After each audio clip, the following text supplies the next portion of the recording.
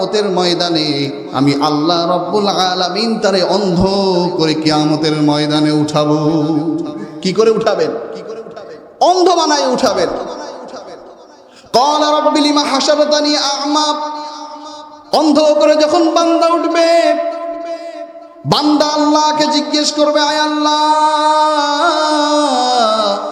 কেন তুমি আমাকে অন্ধ করে উঠালে?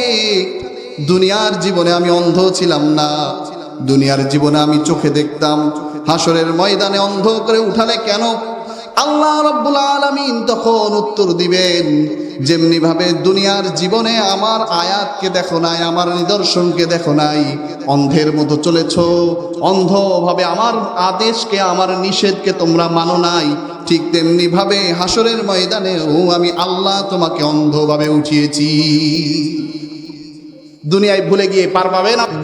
দাদার জন্য আমার মনের ভেতরে কিন্তু কোনো অনুভূতি, কোনো ফিলিংস আমার কাজ করে না।